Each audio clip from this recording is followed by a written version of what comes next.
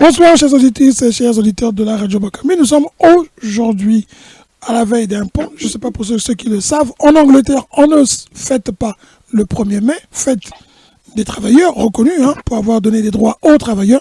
Les Anglais, eux, fêtent le 5 ou alors tout simplement le lundi qui suit le 1er mai et férié en Angleterre. C'est aussi une forme de reconnaissance des droits des travailleurs. Mais les Anglais capitalistes n'affichent pas le droit des travailleurs. Ils reconnaissent que le jour qui suit le 1er mai, le lundi qui suit, c'est un jour qui donne des droits aux travailleurs. On ne sait pas comment on l'appelle. Ici, on le dit, c'est Bank Holiday. Lundi, nous sommes donc fériés. Aujourd'hui, nous débattons des rôles des femmes autour des hommes, mais aussi des femmes elles-mêmes leaders.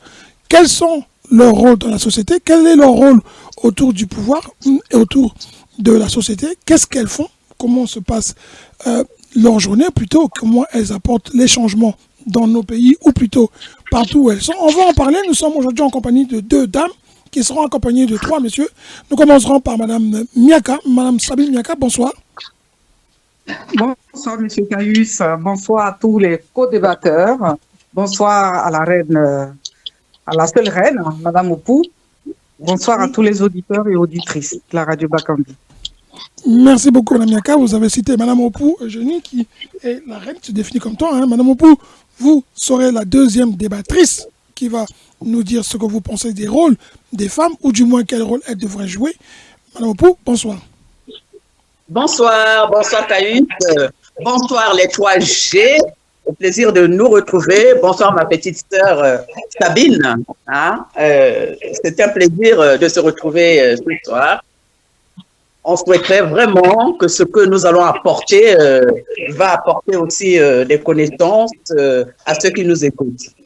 Merci beaucoup. Vous aurez le deuxième, le premier monsieur qui n'est pas le moindre, qui est sûrement le Benjamin du groupe, en tout cas pour ce qui est des hommes, c'est monsieur Sosten Miambalat. Monsieur Miambalat, bonsoir. Merci bien, bonsoir, mon frère Caius et Bélé. Bonsoir à nos 2 dames, notamment la reine Sabine Miaka, et bonsoir à M. le grand frère Gabriel Patrick et bonsoir également aux auditeurs et auditrices. D'accord, M. Miambalat, il y a un petit problème avec votre micro, vous êtes très loin, en tout cas vous êtes très loin, on a l'impression que vous avez laissé le téléphone un peu plus loin, que vous êtes parti à table ou bien vous êtes en train de préparer. Enfin, vous faites quelque chose qui fait que le micro est très éloigné de vous. Si vous pouvez l'arranger, c'est bien. Et nous avons aussi à vos côtés, en tout cas au travers des réseaux sociaux, Monsieur Patrick Ndion. Monsieur Ndion, bonsoir. Bonsoir, Monsieur Caius et Bélébé, notre chef d'orchestre. Bonsoir à tous mes co-débatteurs et mes co-débattrices. Bonsoir à nos auditeurs et nos auditrices de la grande et historique Radio Bakambi, radio de la diaspora. Merci. Merci beaucoup. Et pour terminer, nous avons le doyen du groupe, qui est reconnu comme tel.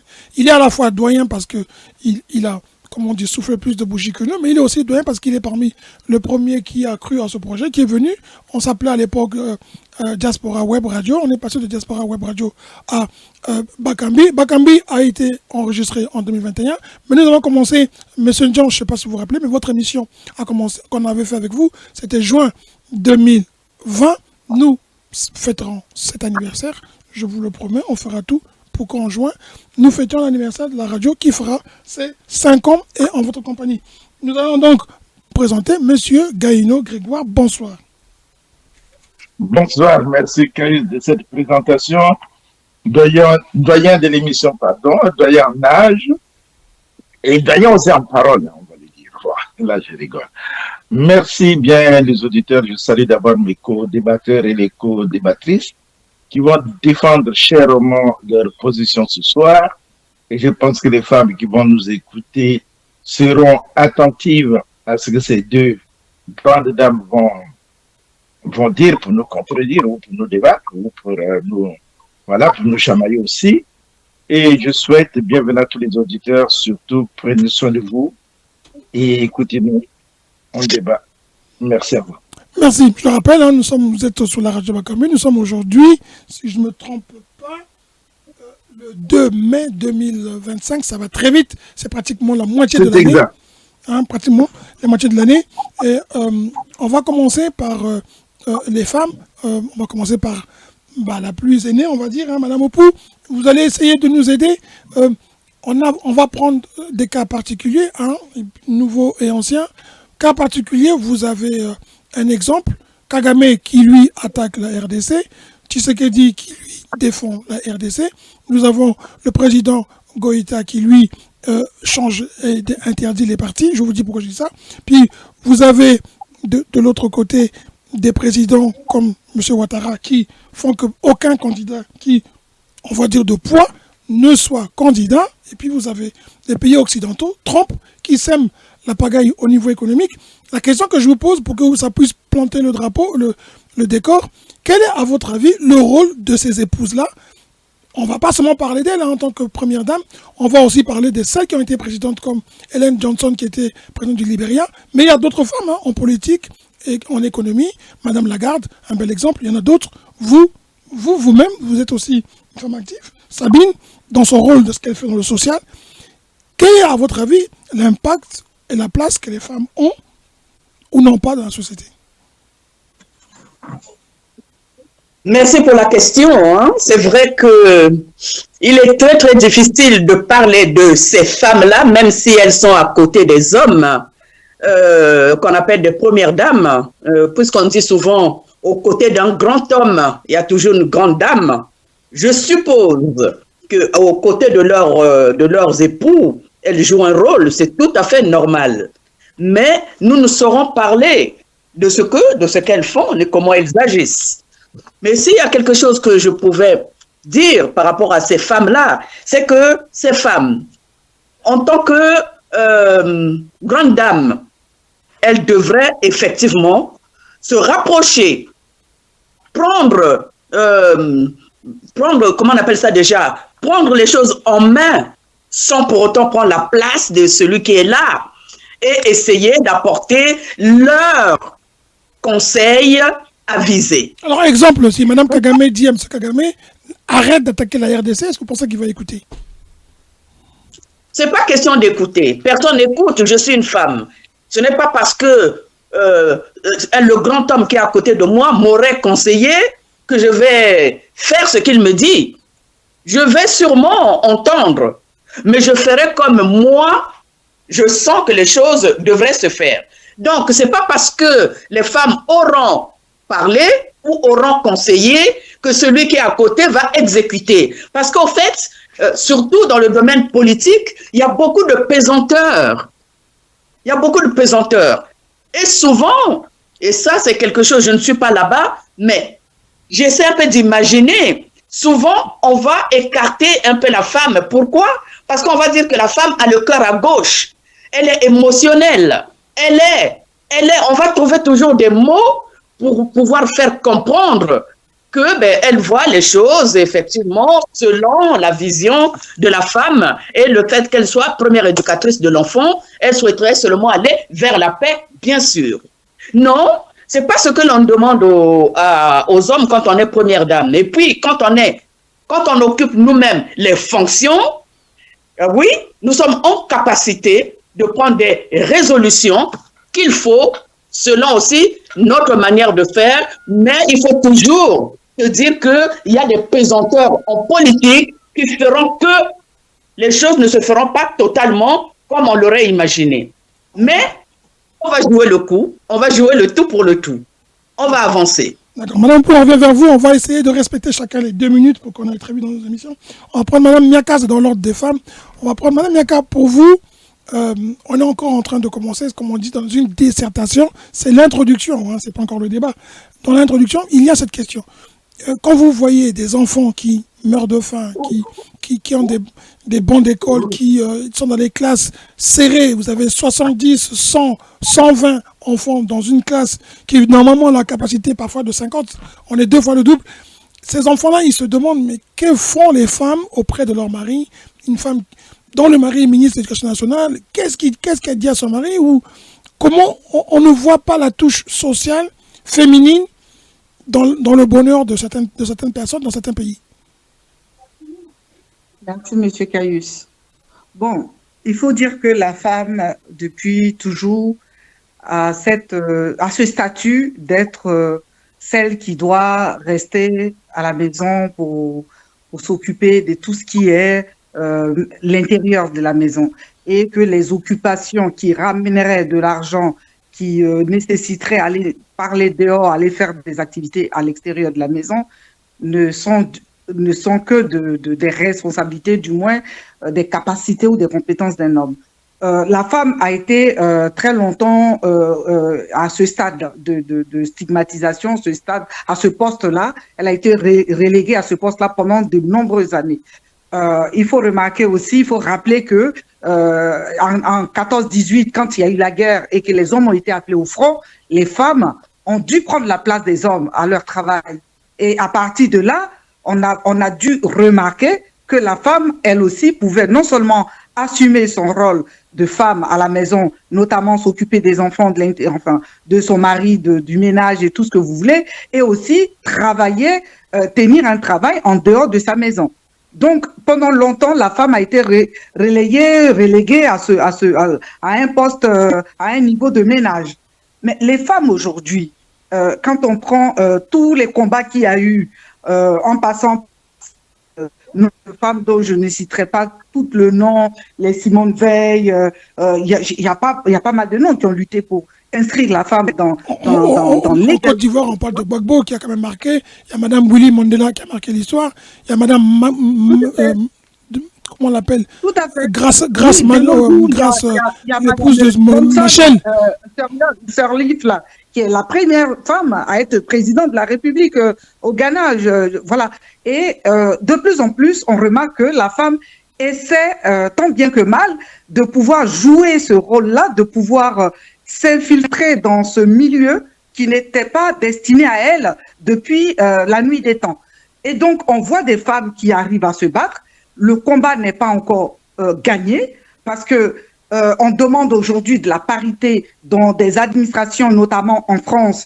On a vu au gouvernement de Macron, il y a près de 257 ou 244 élus. Il y a quand même 274 femmes parmi ces élus-là. Il me semble que oui, c'est 577 avec 224 femmes. 524 femmes. Donc, il y a du progrès. Mais pour autant, ces femmes-là, c'est lent ce progrès. Parce qu'on continue encore à mûrir dans notre esprit que la femme n'a pas de compétences à certains postes.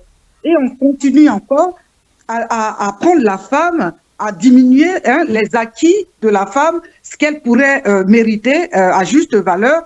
Avec un homme, on continue de ne pas lui donner parce que c'est encore la femme. Elle doit tomber enceinte, elle doit se nourrir, elle a des congés maternité à prendre qui peuvent influer sur, comment on appelle, qui peuvent influer sur les choses. Sur son évolution à elle, sa carrière. Voilà. Et donc, il y a beaucoup de choses, mais la femme, on continue de lutter. D'accord. D'accord. Si vous pouvez terminer pour qu'on puisse prendre les autres, on reviendra vers vous. Je vous rappelle, c'est 2 minutes chacun et chacune. Voilà. Je vais terminer par là. Les hommes, par leur ego, et qui ont des autorités, qui ont des postes, c'est vrai qu'ils écoutent difficilement, mais je suis sûre, j'en suis convaincue, que dans la chambre, la femme d'une autorité arrive à lui parler, arrive à se situer par rapport à une problématique, quitte à lui de la prendre en considération ou non. Voilà, c'est ce que je peux dire. D'accord, mais les années passent et les problèmes s'aggravent pour beaucoup de pays, pour beaucoup de gens. Dans beaucoup de pays, les populations pleurent, à cri à corps, à raison même d'ailleurs, beaucoup plus à raison qu'à tort. Monsieur Miambalat, est-ce que pour vous, aujourd'hui, ce que vient de dire Mme Nyaka et Mme Opou résume assez bien le rôle des femmes qui est limité par celui des hommes, que les hommes occupent l'espace et leur pouvoir n'est pas, comment dire, à vendre ni à arracher. Les femmes sont toujours au second rôle, on le voit, quand elles sont présidentes de la République, généralement on leur donne un espace qui est de gérer des fondations, mais on ne leur donne pas des responsabilités, comme en Amérique latine, il y a des épouses qui avaient vraiment le rôle de vice-président. Est-ce que pour vous, la société a tort de dire ou de toujours accuser les hommes, mais de ne pas pointer aussi les femmes qui, elles, sont beaucoup reconnues, en train de faire les shopping de luxe, en train de vivre la vie de luxe, quand la population, elle souffre et que la population se dit, vous faites du social, mais votre social n'a pas d'impact dans la société. Monsieur Miambalat. Oui, merci bien. Bon, mais les femmes et les hommes, je crois que ce n'est pas des seconds rôles d'abord. Ils sont complémentaires. Parce que si vous repartir à la Genèse, Dieu créait l'homme, ensuite, par l'homme, il a créé la femme. Parce que l'homme seul ne pouvait rien. Il fallait la femme pour essayer de conseiller l'homme, de l'aider dans son travail, d'être complémentaire. Bon, ça c'est historique et c'est comme ça. C'est pas des seconds rôles que la femme joue. Mais les femmes ont tendance à être émotives parce que d'abord elles portent les enfants. Elles parlent depuis la Genèse avec les enfants, donc avec nous. Dans le ventre, la maman est en communion avec son fils. Tous les enfants, que tu sois président, que tu sois pauvre, fou, tous, c'est le même parcours. Donc pour dire que c'est un rôle central de porter 9 mois ou 7 mois, c'est déjà quelque chose d'important. Et c'est les femmes qui sont les premières à conseiller, qui devraient même être les premières à conseiller leurs maris qui sont puissants. Comme on dit, derrière un grand homme, Non, à côté. il y a une femme de feu. À côté d'un grand homme, il y a une grande femme. Oui, une femme de feu, c'est ce que j'appelle une femme de feu. Comme, mais naturellement, les femmes, quand elles sont puissantes, elles sont surnommées, on leur donne des noms. Je prenais l'exemple de Margaret Thatcher, qu'on appelle la dame de fer. On pense que ça devient un comportement d'homme. Elle n'est pas à sa place, mais non. Les femmes devraient s'imposer aussi dans ce sens-là, même si elles sont venues en politique un peu plus tard. Parce que dans la nuit des temps, elles ont toujours joué des fonctions sociales. C'est des assistantes sociales. Elles jouent l'ADN de ça en tant que mère. Donc, ce côté-là, les met pas à l'écart plus ou moins de la politique. Parce que dans la politique, il y a la violence. Or, les femmes ne sont pas faites pour la violence. C'est ce qui leur freine en politique. Parce qu'à un moment, la politique est sadique. Hein. Il y a des coups fourrés, des coups bas de la politique que les femmes n'apprécient pas. C'est ce qui fait un peu que les femmes hésitent d'aller plus loin en politique. Parce qu'il y a des choses qu'elles ne peuvent pas accepter en tant que mère, en tant que sœur, en tant que leur pédigré. Bon, maintenant, est-ce qu'elles conseillent bien leur mari ou bien leur partenaire? Ben, certaines, oui. Les hommes écoutent aussi les femmes parce qu'elles ont un sixième sens. Généralement, la femme a un sixième sens. Quand elle dit « ne fais pas ça », quand tu t'entêtes, vous pouvez dire voilà. Merci. Merci, monsieur. Merci beaucoup. Vous respectez le temps. On reviendra vers vous. Monsieur Ndion, vous qui faites de l'économie, est-ce que sur le plan économique, on peut peser le poids des femmes? Et sur le plan social, on vient de le dire, les femmes jouent un rôle. Mais je répète et je reprends encore ma question. Est-ce qu'aujourd'hui, les sociétés, les pays où on voit des crises, comme aujourd'hui en Côte d'Ivoire, quel est le rôle de Mme Ouattara? Quel est le rôle de Mme Gbagbo? Quel est le rôle de Mme Thiam? Quel est son rôle auprès de son mari? Qu'est-ce qu'elles disent? Qu'est-ce qu'elles font pour que parfois les maris apparaissent comme des bulldozers qui ne reculent derrière rien?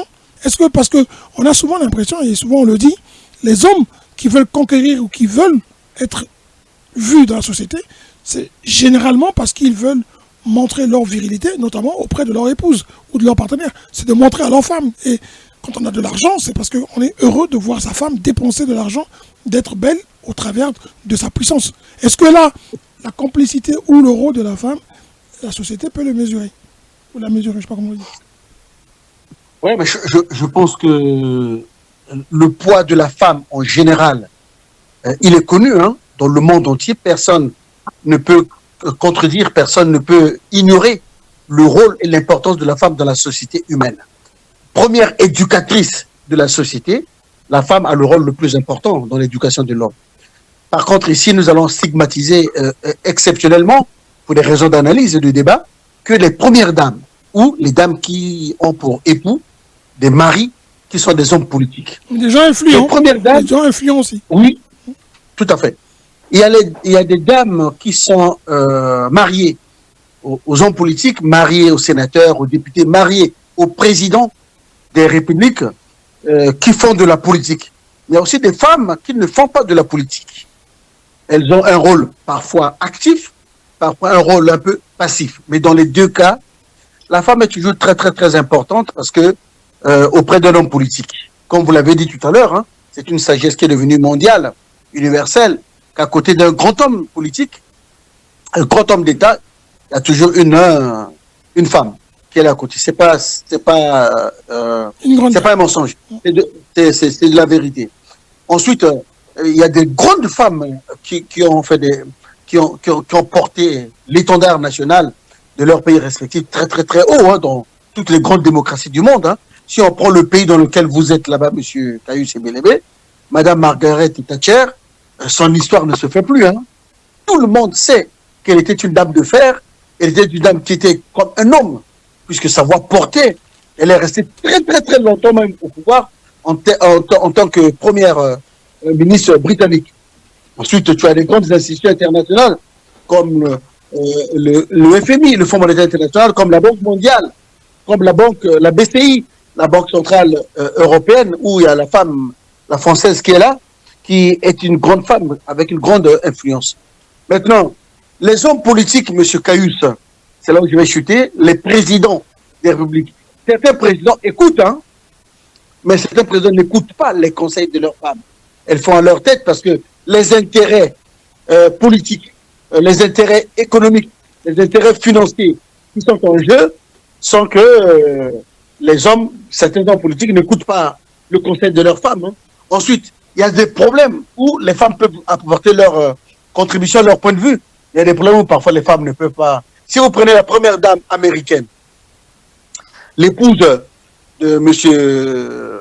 Donald Trump, je ne pense pas que, avec le tremblement de terre, la guerre commerciale mondiale échafaudée par Donald Trump, elle puisse avoir un mot à dire. Hein. Je ne pense pas. Par contre, en ce qui concerne la guerre en Ukraine et la Russie, elle peut avoir un mot à dire compte tenu de ses origines. Je cite par là. D'accord, je vous remercie beaucoup.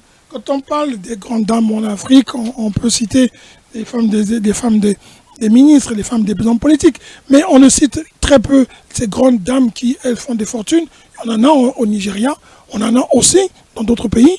On a une grande dame qui est en train de développer aujourd'hui, enfin qui est en tout cas en train de tirer la Guinée, je crois, Conakry vers le haut parce qu'elle est désormais dans le pétrole. Il y a des femmes, mais à côté des hommes d'affaires puissants, comme d'un côté par exemple en Afrique, ces femmes-là aussi sont là. On les voit. La question centrale, M. Gaïno, que je vous pose, c'est les pays qui souffrent du sous-développement. Il y a des femmes qui occupent des postes de ministres, qui occupent des postes de maires dans les pays que nous n'avons pas cités, nous connaissons de quoi on parle. Mais est-ce que vous pensez que les populations font la différence dans le travail que fait une femme, ou que font les femmes, et dans le travail que font les femmes, les hommes? Sont-elles moins corruptibles, moins corrompues, aussi corrompues que les hommes, ou sont-elles aussi dans le même système, peu importe qui sont ces personnes, mais les femmes aussi sont moulées, et malheureusement, l'impact est négatif dans la société. Merci, une très bonne question parce que je voulais bien vraiment que tu me poses cette question. Dans la mesure où, vous savez, l'éducation du monde politique doit se faire à tous les niveaux.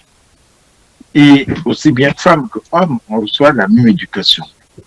Et cette éducation-là relève justement de ce que nous avons appris dans notre jeunesse, dans notre vie. Vous aviez des gens qui détestent le vol, qui détestent le mensonge. Vous en avez ceux qui se prêtent à ce jeu. En politique, c'est pareil.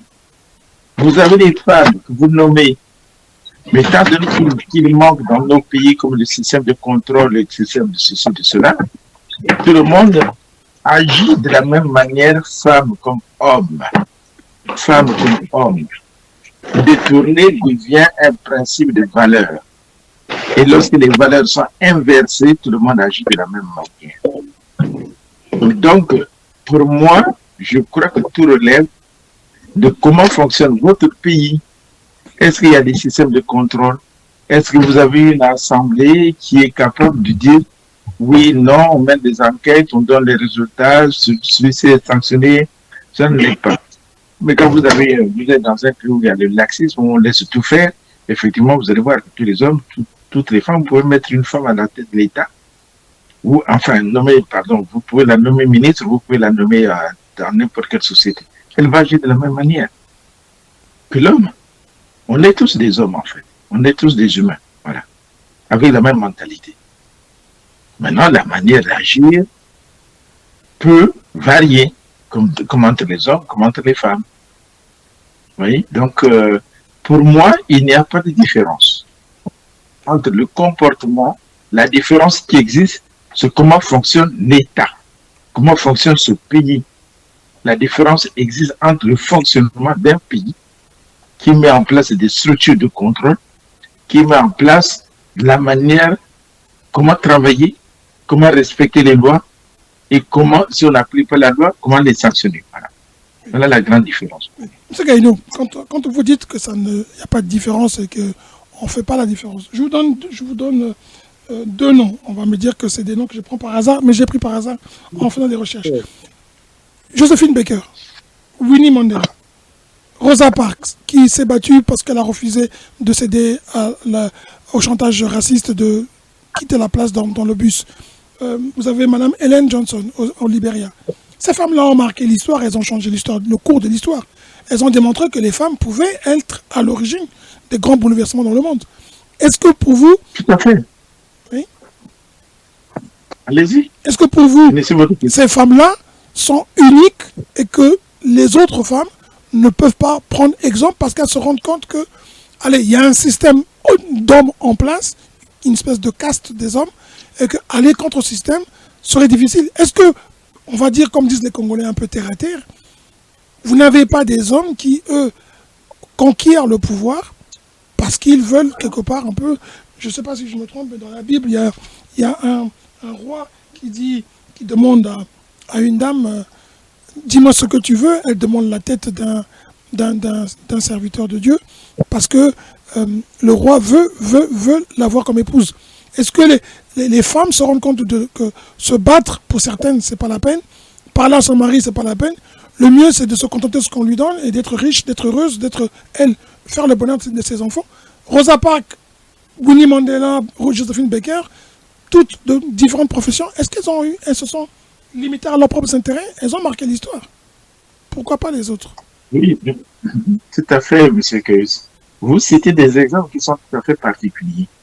C'est-à-dire que je dirais, dis-moi qui tu es, je te dirai ce que tu fais, ou dis-moi ce que tu fais, je te dirai qui tu es. Ou alors dis-moi qui tu fais, je dirai qui tu es.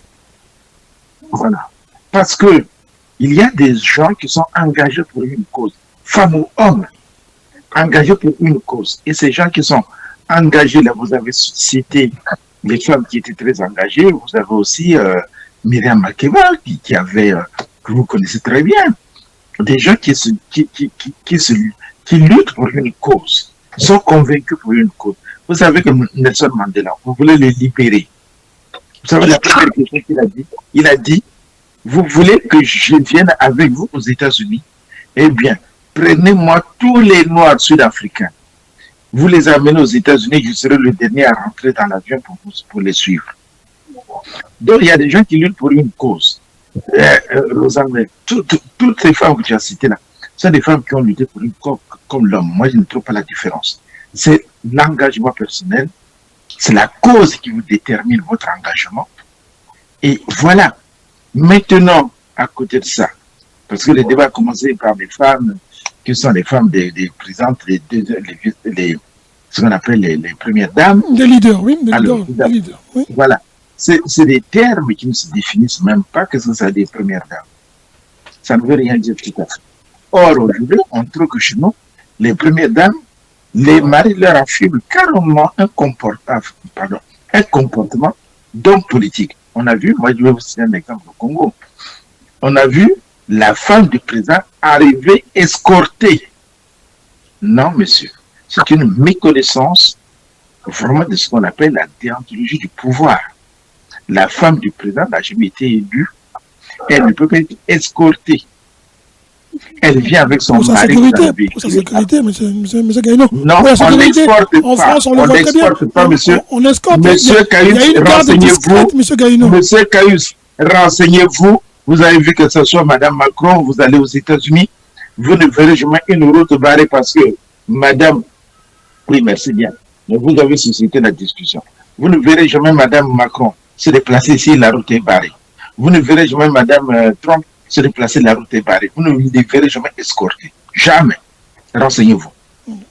Monsieur Miamalade. Bon, mais ça, c'est un autre aspect du problème que vous soulevez, c'est-à-dire celui de le statut des premières dames. Voilà. C'est notre problème. Exactement. Des femmes d'autorité, comme on dit. Des femmes d'autorité. En règle générale, M. Caius, Oui. les premières dames, en règle générale, il y a des exceptions peut-être, mais en règle générale, comme le dit M. Gaïno, les premières dames n'ont pas un statut particulier, hein, statut, parce qu'elles ne sont pas élues, elles sont épouses d'eux. Elles ne sont pas élues. Hein. Voilà. On peut leur assurer la sécurité, on peut leur assurer, voilà, c'est tout à fait normal, c'est les premières dames. Oui, c'est normal, comme des enfants de 13 ans sont on leur garde la sécurité des enfants de 13 ans. On ne peut pas avoir une escorte, on peut avoir des sirènes. Bon, on a vu quand même que Mitterrand, qui n'est pas un Africain, Mitterrand, qui n'est pas un Africain, avait complètement mis en place un système, un dispositif, pas pour la femme officielle, mais pour la femme Madame Mitterrand n'a jamais été escortée. pour la maîtresse. Madame Mitterrand, Monsieur Gaïno, non. Monsieur Mitterrand a utilisé les services de l'État militaire pour protéger sa fille, pour protéger sa maîtresse. Oui, parce que le chef de l'État détient le secret de l'État. Ses enfants, comme sa femme, méritent d'être protégés. On parle de la maîtresse, parce que vous savez, c'est le point, pardon, c'était la maîtresse. Pardon, j'ai fini. Laisse-moi finir. C'est le point faible de l'homme. Si on arrête ton enfant aujourd'hui, tu peux trahir le secret de l'État.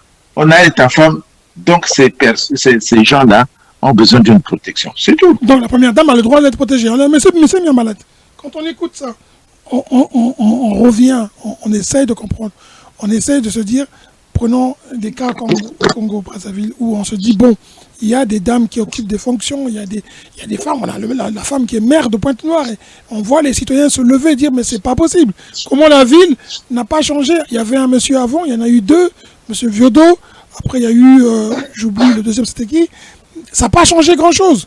Est-ce que c'est que le système ou, d'abord, comme on le dit, Mme Opoul a dit, il y a moins de femmes, Mme Miaka surtout, il y a moins de femmes représentées. En France, on parle du 440 des entreprises, il paraît-il qu'il n'y a pas plus de 10 femmes qui dirigent les grands groupes. Les minorités, ce n'est pas la peine. Pourquoi il n'y a pas des femmes qui, même si elles ne sont pas nombreuses, marquent l'histoire dans nos pays comme le Congo, Congo-Kinshasa, la Côte d'Ivoire, en tout cas en Côte d'Ivoire, Gbagbo, Madame Simone Gbagbo, elle marque l'histoire. On ne peut pas lui reprocher ça. Mais pourquoi les femmes ne sont pas trop présentes, c'est plus dans la politique? Parce que c'est récent. À la base, il faut toujours remonter dans l'histoire. Historiquement, la femme ne faisait pas de la politique. Il y a peut-être à peine, même pas un siècle, que les femmes se sont lancées dans la politique. Et je ne dirais pas que les femmes et les hommes sont pareils. Je pense qu'il y a une différence fondamentale, même si on parle de l'égalité. Les femmes et les hommes sont complémentaires. Parce qu'il n'y a que comme ça qu'on peut avancer. Si on est pareil, bon, mais à un moment, ça ne marche pas. Il faut cette complémentarité-là qui fait avancer le monde. Ce n'est pas le hasard. Sinon, c'est mais cette complémentarité-là, la femme dans le social, les chefs d'État, dans les fondations, donc du social, pour l'assistance, par exemple au Congo, au Gabon, un peu partout, même en France. Vous verrez que les femmes sont plus ancrées vers l'éducation des enfants, vers l'humanitaire, même l'humanitaire. Les fondations, ça c'est un peu, elles sont très compétentes dans ce domaine-là. Cela n'explique pas qu'elles peuvent aussi être chefs d'entreprise, puisqu'il y en a. Oui, mais quel est l'impact sur la société? Moi, c'est l'impact sur la société. Quand on voit les pays sous-développés, quel est l'impact de la femme? Quel est le rôle de la femme pour changer la situation des femmes? Au Brésil, on a eu une femme présidente. On peut lui reprocher plein de choses, mais elle a tenu, elle a apporté sa touche. Il y a des femmes qui marquent l'histoire. Est-ce que vous pouvez dire que dans les pays africains francophones, par exemple, les femmes, en dehors du Libéria ou les anglophones, il y a une dame qui a marqué l'histoire, Mme Johnson, qui a mis les bases de la démocratie libérienne, qui les a maintenues. Est-ce qu'on peut dire que les femmes ont changé le cours de l'histoire en Afrique francophone dans le bien? C'est ce qu'on veut savoir. Par exemple. Mais oui, mais on peut parler de Tipavita, par exemple. Tipavita, c'était une guerrière. Elle a lutté quand même, elle a marqué son temps. À l'époque, elle est morte pour la cause commune. Bon, on peut parler encore récemment quand ça brûlait Centrafrique. Madame Samba Panza, je crois, elle a quand même apporté à apaiser les guerriers. Même la transition, c'était pour rien, Bongo avait choisi la présidente du Sénat, j'ai oublié le nom, pour, en cas du décès de Bongo, c'est lui-même qui a préparé cette dame-là pour mener la transition, pour ne pas que les hommes s'entredéchirent. Parce que la femme a une autre approche. Je reviens qu'elle a une chance plus développée que celui des hommes. Parce qu'elle connaît l'homme. Elle connaît l'homme avec grand H. Elle connaît bien, donc, elle est plus prévoyante que les hommes. Les hommes agissent dans la violence. Parfois, on dit que les hommes ont une grande réflexion. La femme a du recul. Donc, je prendrais, il y a pas mal d'exemples. Même là, en RDC, voilà, Fatih, Tshisekedi, le président Tshisekedi, a préféré nommer une dame à la tête du gouvernement. C'est bien. La première ministre, oui. Mais progressivement, petit à petit, et puis il faudrait qu'elle-même, elle se positionne, elle s'identifie en tant que femme. Donc, elles sont très jeunes en politique. Si on peut conclure cette politique, au départ, c'était réservé. C'était un peu des hommes. Les hommes ont été toujours machistes. Donc, mais maintenant, progressivement, les choses ont changé. La politique des femmes, c'est pas pareil au XXe siècle. Le XXIe siècle a fait la femme. Merci. Merci. Madame Miaka, je vous ai parti. Madame Miaka risque de partir bientôt. Elle a coupé son micro, ça veut dire qu'elle est déjà, comme on dit, les motos se sont mis en route, la risque de démarrer bientôt. Madame Miaka, vous pouvez démarrer avec tout le cortège. La femme, l'impact. Comment vous mesurez-vous votre rôle à vous au quotidien? Comment vous voyez vos consorts dans les fonctions qu'elles occupent ou pas, dans les fonctions qu'elles sont de leurs partenaires? L'impact qu'elles ont, à votre avis, sur la société, comment vous le voyez? Est-ce que vous le mesurez? Écoute, monsieur Caius, merci. En fait, je voulais aussi dire, pour être dans la continuité, tout d'abord, déjà par sa question, je comprends que on recherche cette femme-là dans ce 21e siècle qui a marqué son temps. Au niveau de l'Afrique, on en recherche et il n'y en a pas des masses. Effectivement, la femme devrait avoir un rôle assez qualitatif auprès de son mari, enfin auprès de son compagnon ou de son mari. Effectivement, il y a des femmes mais tout ça, ça dépend du combat de la femme. Il faut que cette femme soit engagée. Tout à l'heure, je vous ai entendu citer l'exemple de Madame Gbagbo. Elle n'a pas engagé, elle n'est pas celle dont vous connaissez le nom, parce qu'elle est Madame Gbagbo. Vous la connaissez de nom, parce que c'est une personne engagée. Avec Madame Gbagbo, elle était déjà engagée. Donc, c'est pour dire que aujourd'hui, le rôle, la mission de la femme qu'on aimerait tant voir, le rôle de la femme qu'on aimerait tant voir émerger, très affirmé et important, ça dépend de l'engagement de la femme. Mais pour cela, encore faudrait-il qu'on sorte de ce rôle que de façon inconsciente, on se donne nous-mêmes, parce qu'on a toujours été relégué, comme j'ai dit, au rôle, la femme à la base, c'est celle qui doit rester à la maison. Les occupations en dehors de la maison ne devraient pas la concerner, jusqu'à ce que même les grandes puissances aujourd'hui, les grandes démocraties, observent que au temps des années de guerre 14-18, les femmes ayant remplacé les hommes, ayant assumé le rôle des femmes, des hommes dans les entreprises, ils ont vu que les femmes étaient capables. Et à partir de là, tous les combats des femmes ont été payés par le droit au vote et tout. Donc, il faudrait que la femme elle-même sorte de cette passivité. Hein? Et il faudrait qu'elle s'engage, parce que tout va dépendre de son engagement, le rôle qu'elle va jouer va dépendre de son engagement. Toutes ces femmes premières dames qu'on voit là, elles sont passives, on ne constate pas réellement une qui puisse émerger, parce qu'elles se donnent le statut de femme. C'est tout, les femmes elles ne se disent pas qu'elles ont un combat, elles ont une pierre à apporter à l'édifice. Donc, je vois le rôle de la femme, mais de cette femme qui est engagée, de cette femme qui se dit, il y a des choses à changer et j'ai quelque chose à apporter. au-delà que je sois la femme de tel ministre, de tel président, il y a des choses à changer. La preuve, les gens, regardez, dans le gouvernement ivoirien, il y a 33 ministres, il n'y a que, je crois, 6 postes de femmes.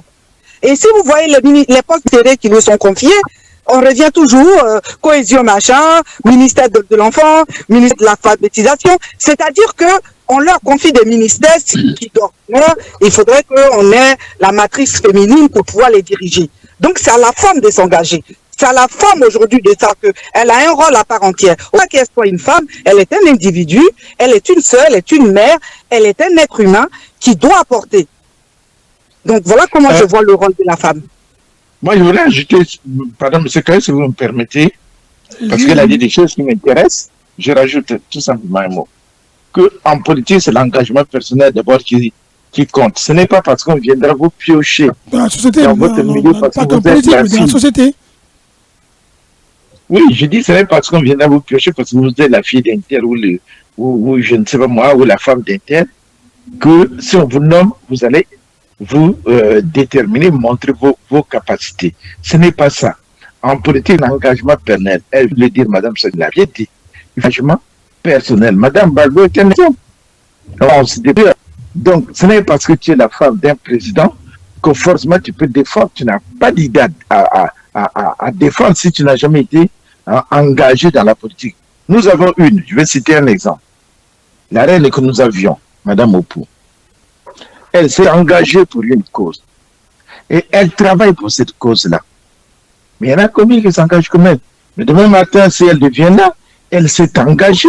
Mais ce n'est pas toutes les femmes qui se sont engagées. Est-ce que ce n'est pas aussi, excusez-moi, M. Gaïno, quand vous parlez comme ça, je la question Madame, tout à l'heure, Madame Opou, est-ce que on va dans ma vie, n'est pas compréhensible? Je peux conclure, s'il vous plaît, M. Kaye. Allez-y, Non, mais je voulais tout simplement dire qu'il faut que nous distinguons deux choses. Premièrement, la femme, parce que là on a mêlé un peu tout, on mêle un peu de tout, la femme qui est la première dame, c'est-à-dire la femme présidente, la femme qui est engagée politiquement, qui défend ses options, et la femme qui est nommée à un poste de responsabilité. Donc, ce sont trois notions-là, trois choses à distinguer. Il faudrait que nous arrivions pour nos auditeurs à distinguer d'abord le rôle d'une femme qu'on appelle la première dame, le rôle des femmes dans la société, dans leur engagement, et le rôle des femmes qui sont nommées. En ce moment-là, ce serait plus clair à mon avis. D'accord. Moi, j'aimerais compléter quand même. Monsieur Caius. Oui, allez-y vite. Excusez-moi. Madame Opou qui n'a pas encore parlé, allez-y. Moi c'est le concept le plus important de ce qu'a dit Madame Sabine et complété par Monsieur Gaïno, c'est l'engagement. Le mot, le concept engagement. Il faut savoir que dans la société, on peut avoir deux rôles. Tu peux avoir un rôle passif, comme tu peux avoir un rôle actif.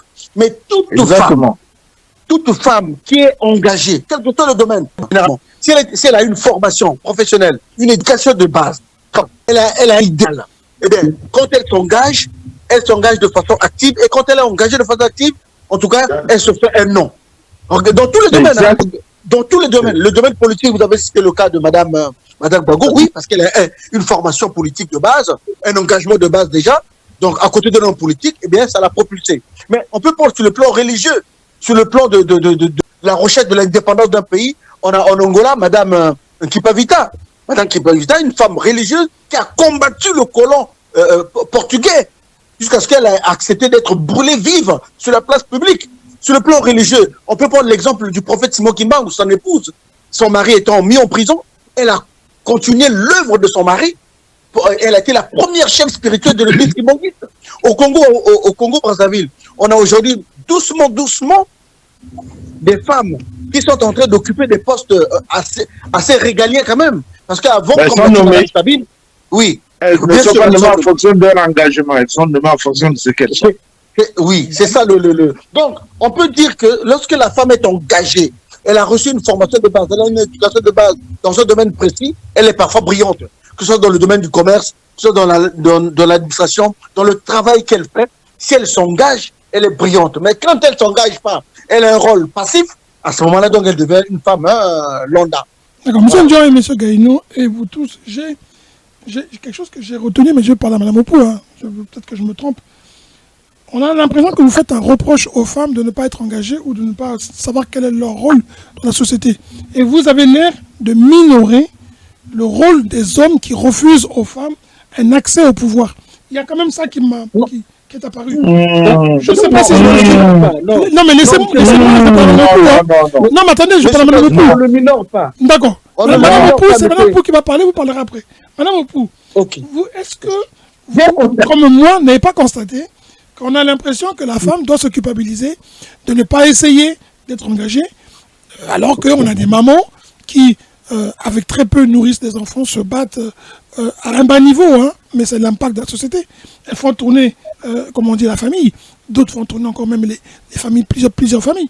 Est-ce que, du point de vue, je ne sais pas si c'est africain, mais du point de vue général, c'est la femme qui doit être un peu comme la coupable, qui ne s'engage pas vraiment et qui est passive, ou ce sont les hommes qui, on les voit, sont plus nombreux partout et ne donnent pas de l'espace aux femmes? Au fait, il y a tellement de choses à dire qu'en 2 minutes, ça sera pas facile. Allez-y, on vous en donnera un peu plus. Allez-y. Vous savez, la femme africaine, je parle, la femme africaine a l'image de l'Afrique. L'Afrique est un continent très riche, mais on dit que l'Afrique est pauvre. La femme africaine est puissante, on dit qu'elle est pauvre. On sous-estime la femme africaine. Ou alors, oui, nous ne devons pas attendre que les hommes nous fassent une place. Qui sont les hommes? C'est nous qui vous mettons au monde. Sans les femmes, cette terre-là n'existerait pas. Les femmes sont puissantes. Vous avez parlé de ces femmes qui ont fait des choses, vous avez cité Vita, vous avez oublié les fous et tant d'autres. Ce sont les femmes qui font société. Effectivement, ramener tout à la politique. C'est quoi la politique? Regardons un peu au Congo-Brazzaville. L'économie informelle. Qui a développé l'économie informelle? Aujourd'hui, femmes qui développent l'économie informelle chez nous au Congo, on serait encore pauvre, on ne trouverait même pas moins. Bravo. Ces femmes-là ne s'occupent même pas de la politique, mais ce sont elles qui nourrissent le pays. 1. 2, quand on parle de la polygamie chez nous, la polygamie dans l'histoire, quand les gens faisaient la polygamie, c'était utiliser les femmes dans les champs, faire les champs pour avoir plus de récoltes.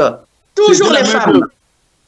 Voilà. Les femmes sont très puissantes, les hommes que vous êtes. Vous ne pouvez pas imaginer. Cependant, je me critique en tant que femme.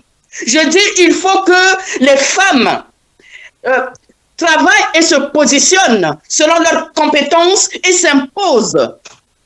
Dans le domaine politique, rien ne se donne, tout s'arrache, y compris pour vous les hommes. Autant vous les hommes, vous occupez des fonctions, même quand vous n'avez pas de compétences, autant les femmes s'imaginent, en tout cas moi en tant que femme, pour que je puisse accepter un poste, il faut que je sois sûre que j'ai des compétences pour occuper ce poste. Or, vous, ce n'est pas le cas. Parce que si c'était le cas, l'Afrique se serait développée.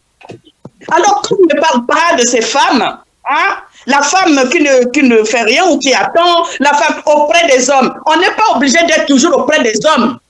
On est deux. Il y a aux côtés d'un grand homme, il y a une grande dame. Aux côtés d'une grande dame, il y a un grand homme. C'est comme ça que ça doit se faire. Nous, on n'est pas là toujours pour seconder les hommes. C'est pas la fonction de la femme. Hein? La femme que nous sommes, nous sommes suffisamment puissantes. Vous savez, tout à l'heure, vous avez parlé, oui, de la politique. Oui, il y a la violence, c'est vrai. Nous, les femmes, nous, on donne la vie.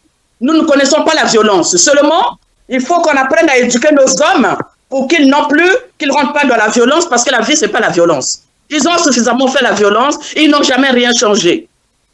Ce sont les femmes qui doivent changer la face de ce monde. Et nous le ferons, ne vous en faites pas. Nous arrivons. Un petit mot pour compléter. On aurait voulu écouter Mme Miaka, s'il vous plaît, M. Gaïa. Pardon, je l'ai cité. Non, pardon, M. Gaïa. Je l'ai cité comme exemple dans son engagement. Elle ne veut pas se citer parce qu'elle est très modeste. Une reine modeste, c'est un plaisir pour Bakambi. C'est une qualité. C'est une qualité.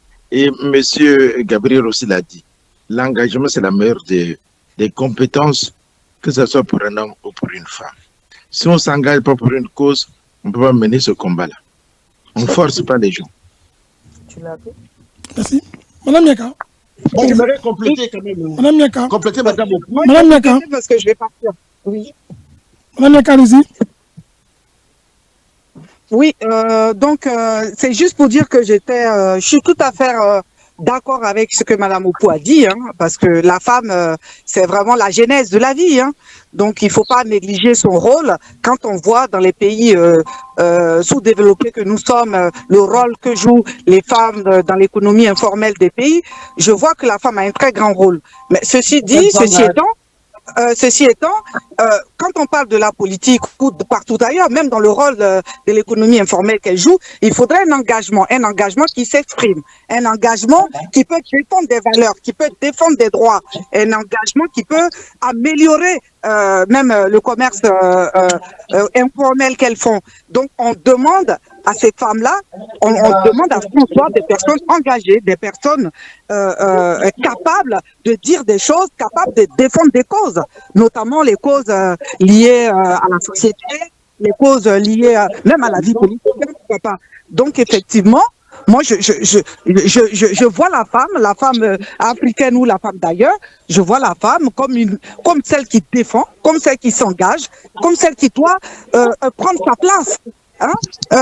On est dans un monde violent aujourd'hui. La femme, elle doit prendre sa place. Elle doit prendre sa place avec son intellect, avec ses acquis. Elle doit pouvoir prendre sa place et s'affirmer. On n'a pas dit d'aller d'aller se battre avec un homme, mais elle doit s'affirmer. Elle doit donner des conseils. Elle doit prendre position parce que, elle aussi, elle subit quand ça va pas.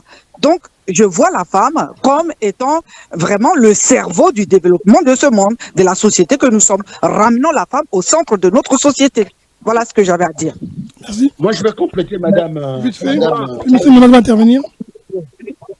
Oui, Monsieur Caius et Belébé. Non seulement je suis d'accord avec tout l'argumentaire de Madame Sabine, Madame la Reine, et de Monsieur Gaïno tout à l'heure. J'aimerais quand même titiller un tout petit peu les hommes aussi. Parce que s'il y a une grande liberté que les hommes donnent aux femmes dans tous les autres domaines, le domaine économique, commercial, financier, bancaire, l'enseignement, on a, voilà, chez nous, par exemple, au Congo, on a une ministre, une femme, ministre de l'enseignement supérieur, il n'y a pas de souci. Dans toutes les Au administrations. Congo, les femmes n'occupent pas vraiment de grands postes régaliens. Hein. Toute façon, ça veut rien dire, tous les pays du monde, dans tous les pays du monde, le nombre de femmes est toujours supérieur à celui des hommes. Et on peut le voir dans les entreprises, dans les administrations. Moi, je suis dans l'enseignement, c'est les femmes. Mais là où je veux titiller un peu les hommes, c'est que sur le plan politique, les hommes sont des véritables animaux politiques. C'est-à-dire qu'ils ne donnent pas, ils ne cèdent pas, ils ne donnent pas de la place aux femmes. Voilà pourquoi il faut améliorer les constitutions nationales dans le monde, les constitutions nationales en Afrique surtout, pour donner un peu de la place aux femmes, pour qu'on puisse les compter quand même au niveau du Sénat, qu'il y ait quand même des femmes, au niveau des députés de l'Assemblée nationale, qu'il y ait des femmes au niveau du gouvernement, qu'il y ait des femmes au niveau de la présidence de la République, qu'il y ait des femmes. Donc, la constitution est d'être évoluée de ce côté-là. Et les partis politiques aussi, les chefs des partis politiques, dans leurs règlements intérieurs, dans leur statut, doivent aussi donner de la place. Voilà pourquoi en France, par exemple, on va déjà vers le 50-50, hein, en France. Moitié-moitié le gouvernement. Hein? Même si c'est pas... Et dans toutes les élections législatives, locales, sénatoriales, on s'arrange, tous les partis politiques s'arrangent à proposer et des hommes et des femmes. Et les meilleurs gagnent. Donc si en Afrique, on peut aussi faire en sorte que nous, par exemple, au PCT, ils sont arrivés à un pourcentage de 30%.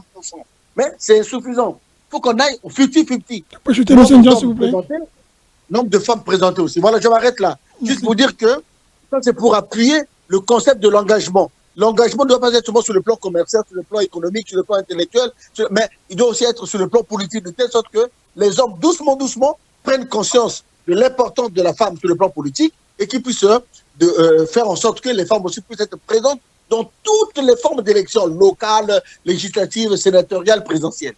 Voilà. Merci beaucoup. Monsieur Miamanat, est-ce qu'aujourd'hui, quand on va parler à une jeune fille qui nous écoute ou qui va vous écouter, et qu'on lui fait comprendre qu'aujourd'hui, ou depuis un moment, depuis longtemps, les femmes sont faites pour être à côté des hommes, et le mari survient à ses besoins, surtout au Congo, enfin au Congo, c'est méchant de dire surtout au Congo, hein, mais en général, partout dans le monde, l'homme s'occupe de la femme, il la rembelle au travers de sa fortune. Est-ce que une jeune fille aujourd'hui qui nous écoute, elle comprend qu'elle peut elle-même faire une carrière, faire un chemin pour son engagement, pour changer la société, pour se battre pour le bien de la société, sans que pour autant elle ne soit obligée d'être soumise à un homme? Non, ne prenons pas la soumission en tant que telle. Mais la femme seule, elle ne peut rien. Et l'homme seul également ne peut rien. Raison pour laquelle j'insiste qu'ils sont complémentaires. Donc, il ne faut pas opposer l'homme et la femme. Parce que depuis la nuit des temps, si nous avons subi toutes ces évolutions-là, les hommes et les femmes. Même si parfois on ne sait pas ce que les femmes font. Les femmes ont un rôle central dans tous les domaines. Bon, récemment, elle vient en politique. Mais les autres domaines, la femme a toujours été présente. Même dans la recherche. Mais on peut parler même de Lavoisier. On peut parler même de Marie Curie. Marie Curie. Donc, c'est un couple. Donc, voilà, il y a beaucoup d'exemples dans le monde. Même Joseph et Marie. Il y a plein, la femme est toujours présente. Donc, n'oppose pas les deux espèces, les deux êtres. Dire que non, la femme peut faire, elle ne peut pas cavaler seule. L'homme également, c'est impossible. Les deux, je répète, sont complémentaires. Et chacun a un pouvoir. Parce qu'il y a des choses là où l'homme est plus bien qu'on peut faire les mêmes choses, mais il y a des domaines là où l'homme a plus d'extérité et il y a des domaines là où la femme domine dans l'extérieur. Même dans une maison, vous voyez que la femme sait plus faire l'économie que l'homme. Gérer la maison que l'homme. Il y a plein de domaines. Maintenant, en politique, elle commence à venir. C'était un milieu exclusivement masculin, mais depuis la fin du XXe siècle et au XXIe siècle, la femme est rentrée dans l'arène politique et elle montre ses preuves. On peut encore citer même la chancelière allemande. C'est une des rares qui a fait au moins 4 mandats, sinon 5. Donc, il y a des femmes qui peuvent faire les mêmes choses que les hommes, mais il y a des domaines là où, si pour les chrétiens, ils diront que Dieu a donné chacun de nous ses qualités, ses faiblesses, ses qualités. Donc, une femme est fragile, pourquoi dire qu'elle est fragile? Mais c'est pas demain qu'on dira maintenant que la femme est comme un homme, c'est un être fort, tout ça. Donc, il y a toujours la différence, même au niveau des pointures, c'est naturel. Tu ne verras pas une femme porter du 48. Si la femme porte du 48, elle chose comme un homme. Donc, il y a des choses naturellement qui sont divisées comme ça. Mais on est complémentaires. Monsieur Kaye, je voulais donner une information par rapport à ce que dit monsieur Gabriel. Il faut savoir, même en France ici, on a un problème de parité. Moi, je suis dans une mairie quand même assez importante, qui est la deuxième ville de la Picardie, Amiens Métropole. Nous avions toujours, quand on constitue les listes, je vous jure qu'on a des problèmes de parité. On a facilement les hommes, mais trouver les femmes pour compléter la liste. Vous savez, par exemple, dans notre mairie, pour poser votre candidature, il faut sur votre liste 33 non. 33 non. Mais il y a des gens qui n'arrivent pas à déposer leur liste parce que la parité, ils n'arrivent pas à avoir les femmes. Les hommes, ils arrivent à les avoir facilement, mais les femmes, ça pose énormément de problèmes. Donc aussi, il faut tenir compte un peu de l'expérience de ce qui se passe dans d'autres pays, qu'on n'impose pas un travail à quelqu'un ou bien un engagement à quelqu'un. C'est l'engagement personnel. Et je vous jure qu'ici, en France, vous savez, vous pouvez lire même les maires qui démissionnent, qui démissionnent, parce qu'on a toujours des problèmes de parité. Donc ça, il faut tenir compte de ça. D'accord. Je vous remercie beaucoup. On va conclure chacun de vous 1 minute pour pouvoir passer traiter de nos sujets. On va conclure sur ce sujet. Les femmes ont un rôle dans la société, il est indéniable. Maintenant, comment elles prennent elles-mêmes ce rôle au sérieux, comment elles comprennent leur présence, c'est ça qu'il s'agit. Hein? Exactement, bien conclu à mon avis. D'accord, merci beaucoup. Vous avez, si vous voulez, chacun de vous 1 minute pour conclure sur ce sujet. On va commencer par M. Ndion, M. Miamalat, M. Gaïno et Mme Opou va conclure. M. Ndion, M. Patrick, votre micro est coupé. Merci de ce rappel. Deux êtres humains complémentaires depuis l'origine. comme l'a dit si bien M. Tossen Nyambala. Le bon Dieu, quand il a créé le monde, là vous avez Adam, et longtemps plus tard, il a estimé que Adam ne peut pas rester tout seul, on a créé Ève.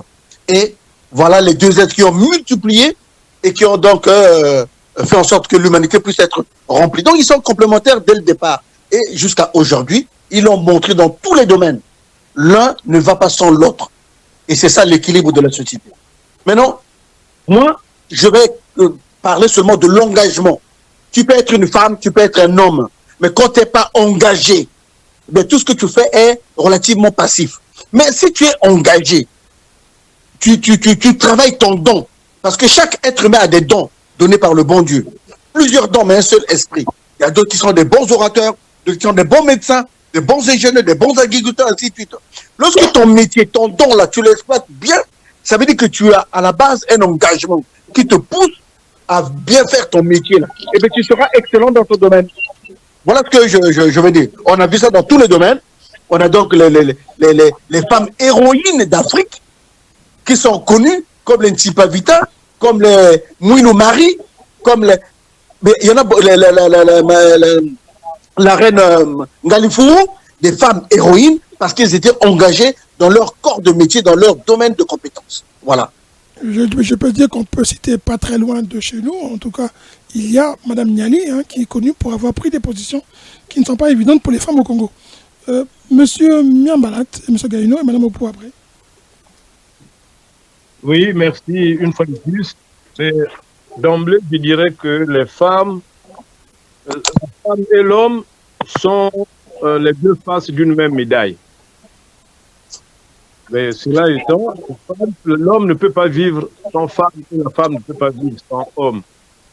Ah bon, je vois pas les hommes qui vivent homme-homme ou femme-femme, non. Mais dès que Dieu nous a créés, c'était pour faire chemin ensemble, bâtir le monde ensemble avec les femmes. Donc, il n'y a pas un être supérieur ou un être inférieur. Seulement, Dieu nous a donné, ou bien la nature nous a donné, des forces qui ne sont pas les mêmes. Mais sur le plan émotionnel, de la réflexion, de la douleur, on a tous les mêmes sentiments. On a tous, puisque on fait le même nombre de mois dans le ventre de nos mères. On fait soit 9 mois, soit 7 mois, soit les primarités. Ça c'est les humains. Même chez les animaux, c'est pareil.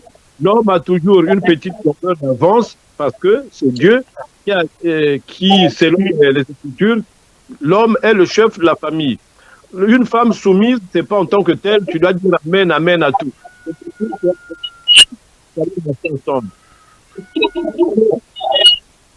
Voilà. Merci beaucoup. M. Gaïno. Et pour le pire. Oui, moi je vais contredire mes deux prédécesseurs qui disent que voilà, la femme et l'homme sont les faces d'une même médaille. Non, non, pas du tout, pas du tout.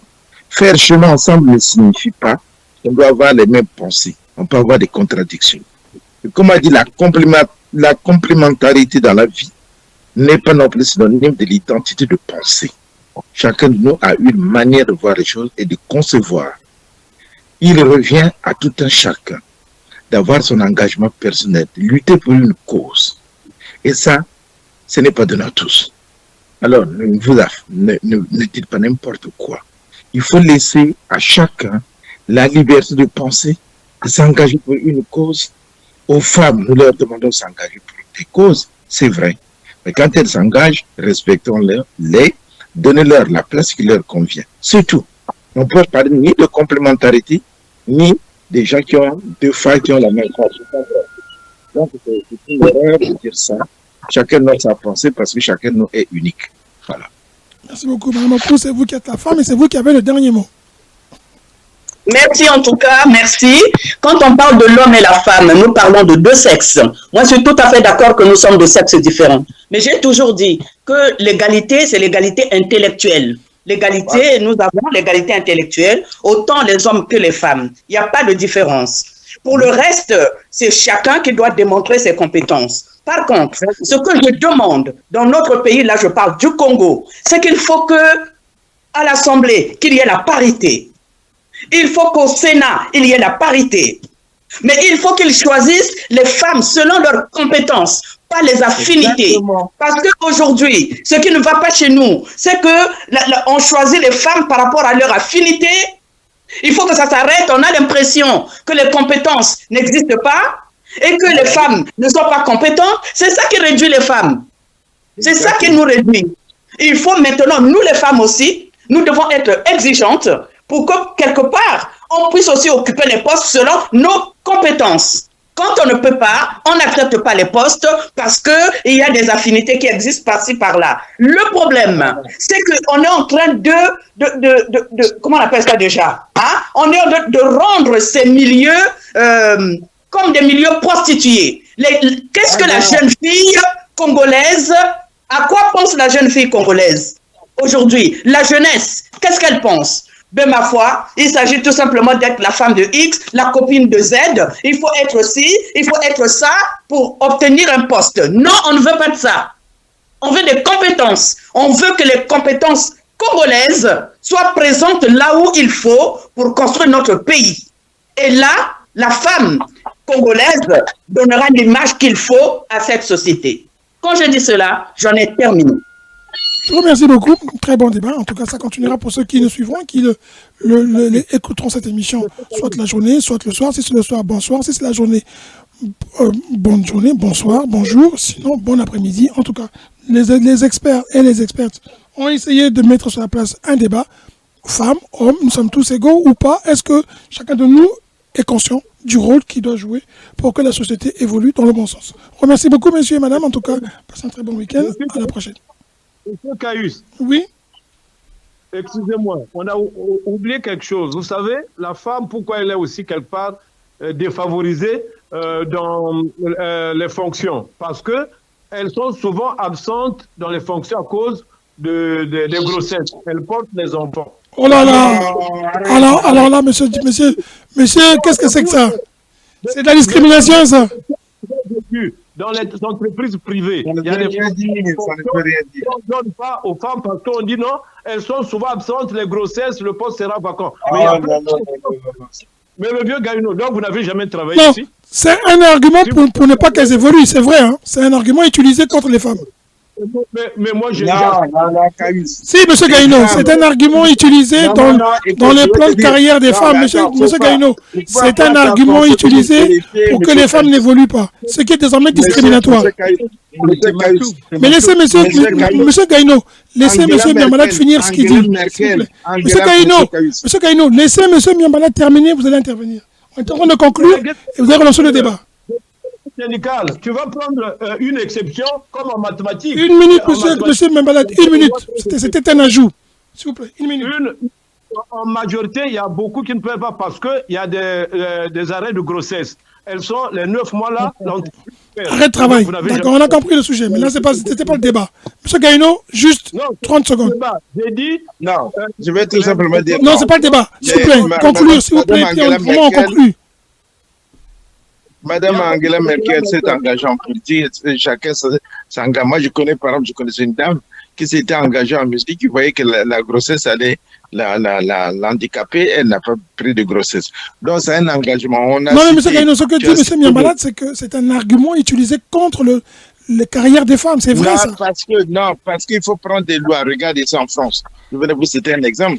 On a pris la loi de la parité. Mais on a du mal dans toutes les mairies à constituer des listes pour avoir la parité. Oui, mais on parle de la femme qui tombe enceinte. Est-ce que ce n'est pas un frein à son engagement? Non, parce que la femme ne s'engage pas, elle ne veut pas s'engager en politique. D'accord, bon, on aura compris. Merci. Ce débat est clos parce qu'on aura chacun compris que chacun de nous a compris sur ses positions. Par rapport aux hommes. Merci. On va conclure sur ça, s'il vous plaît. Merci beaucoup. C'est un débat qui est très riche. Je vis l'exemple. Nous allons continuer. Je vis l'exemple.